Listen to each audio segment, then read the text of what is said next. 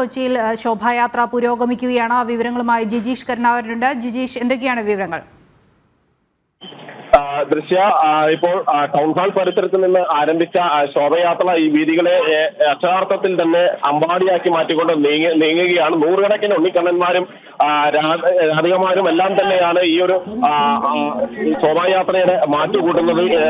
മികവാർന്ന ശോഭയാത്ര ഈ വീതികളിലൂടെ കടന്നു പോകുന്നു. ഒപ്പം നിരവധി നിശ്ചല ദൃശ്യങ്ങളും ഈ ഒരു ശോഭയാത്രയുടെ ഭാഗമായി തന്നെ ഉണ്ട്. നിരവധി കുട്ടികൾ നേരത്തെ തന്നെ വിവിധ ഭാഗങ്ങളിൽ നിന്ന് ഇവിടെ എത്തിയിരുന്നു, ടൗൺ ഹാൾ പരിസരത്തേക്ക് എത്തിയിരുന്നു.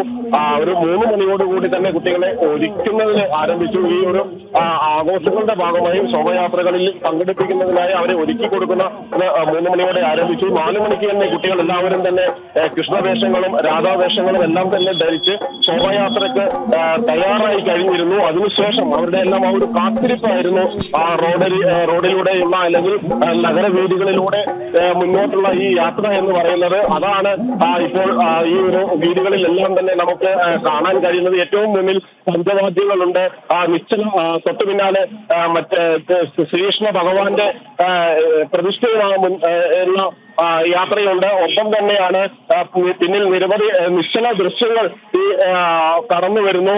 ഒപ്പം നിരവധി ബാലഗോകുലത്തിന്റെയും ഒപ്പം തന്നെ കുട്ടികളുടെ മാതാപിതാക്കളും അടക്കം നിരവധി ആളുകൾ ഈ ഒരു ശോഭായാത്രയുടെ ഭാഗമായി നടന്നു നീങ്ങുന്ന ഒരു ദൃശ്യങ്ങൾ കൂടി നമുക്ക് ഇവിടെ കാണാനും കഴിയും. അങ്ങനെ ജോസ് ജംഗ്ഷനിൽ എത്തുമ്പോഴത്തേക്ക് ഏതാണ്ട് 6 മണിയോടെ ജോസ് ജംഗ്ഷനിൽ എത്തുമ്പോൾ അവിടെ നിരവധി ഭാഗങ്ങളിൽ നിന്ന് എത്തുന്ന ശോഭായാത്രകൾ അവിടെയാണ് സംഗമിക്കുന്നത്. അവിടെ സംഗമിച്ചതിന് ശേഷം മഹാശോഭയാത്രയായി പിന്നീട് എറണാകുളം ക്ഷേത്രത്തിന് സമീപത്തേക്ക് നീങ്ങും. എറണാകുളം ശ്രീക്ഷേത്ര പരിസരത്താണ് ഈ ശോഭയാത്രകൾ എല്ലാം തന്നെ സമാപിക്കുന്നത്. 7 മണിയോടെയാണ് സമാപനം നിശ്ചയിച്ചിരിക്കുന്നത്.